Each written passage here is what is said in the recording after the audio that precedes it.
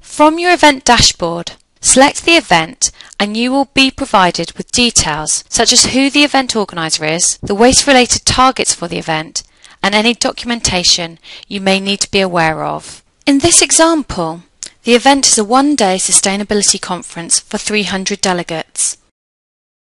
There is a toolbar displayed at the top of the page. Stage 2 is greyed out, and you cannot access this page, as in this example the event organiser has not allocated you responsibility for arranging the waste management for this event. If Stage 2 header is not greyed out, you, as the supplier, have waste responsibility. For further information on completing the tool, go to the Waste Identification training module. Stage 3, Waste Management Plan, presents a summary of the waste streams and how these will be managed at each venue and each phase of the event. As a supplier, you do not need to enter any information on this page. However, you need to comply with the waste requirements. There are 3 waste streams for this event, which will be collected separately for onward processing. The first column highlights which venue each waste stream will be collected from. As an event, you may have more than one venue.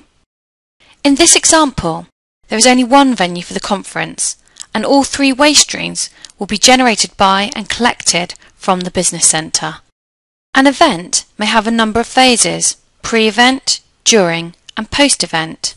Some events, such as festivals or sporting events, may have different waste types being generated and different collection strategies for setup and breakdown of the event compared to during the event.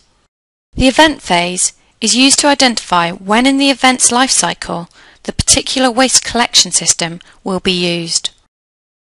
In this example, the event only needs to have one collection strategy, which has been selected as during. An event may have 2 different waste collection systems, front of house and back of house.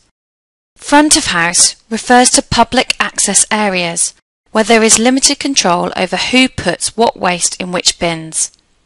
In these circumstances, an event organiser may choose to only have 1 or 2 waste streams segregated. Back of house refers to staff-only areas where there is better control of what material is put into which bins. Waste can be segregated into more waste streams, such as food, plastics, glass, metals and other wastes. The waste stream is called green bin recycling, and there is a description of the materials that should be placed within this bin, which in this example includes cans and tins, paper and plastic bottles mixed together. The table shows the waste end destination to be recycled. There are also details about the waste carrier and waste facility where the waste will be sent to, including waste management licence information. In this example, all 3 waste streams have the same waste collection contractor. This information is used by the event organiser to demonstrate their duty of care. The column with the heading Additional Information details any waste requirements that you must comply with. In this example, it provides clear information regarding the colours of the bins, and the kitchen staff must be trained in which materials go in which bins. In summary, this page provides information on how the waste management and the bins will be organised at each venue. You can use this information to ensure you comply with the systems put in place by the event organiser. Once you have viewed all the information on the waste management plan, click on the Continued button to move to the next stage of the RMP tool.